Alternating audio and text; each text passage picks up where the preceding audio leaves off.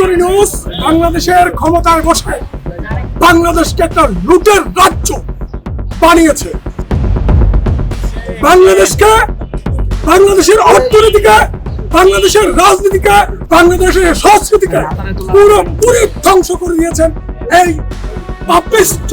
দেশের উন্নতি অগ্রগতি ত্বরান্বিত করবে বলে জনগণ এবং ছাত্রছাত্রীরা ওনাকে আমরা বিশ্বাস করেছিলাম, কিন্তু দুর্ভাগ্যজনক হলেও সত্য যে ওরা পুরো শাসনামলে তিনি রাষ্ট্রকে ব্যক্তির সম্পত্তি বানিয়েছেন, কয়েকজন ব্যক্তির সম্পত্তি বানিয়েছেন। এই ডক্টর ইউনূস সাহেব ওয়ালটন বিএলডিসি ফ্যান খরচ বাঁচে 65% পর্যন্ত। ওয়ালটন বিএলডিসি ফ্যান ছড়ায় স্বস্তির সবুজ হাওয়া। যখন প্রথম নোবেল পান, আমি আবুদের ভাবিনার এই ঢাকা বিশ্ববিদ্যালয়ে প্রথম অভিনন্দন জানিয়ে মিছিল বের করি। তৎকালীন রাজনৈতিক দলগুলো, ছাত্র সংগঠনগুলো এর বিরোধিতা করেছিল।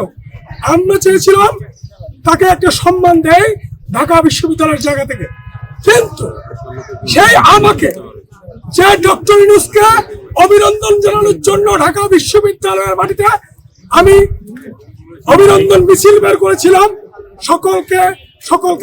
সকলকে তোয়াক্কা না করে, সেই ডক্টর ইউনূস বাংলাদেশের ক্ষমতায় বসে বাংলাদেশকে একটা লুটের রাজ্য বানিয়েছে।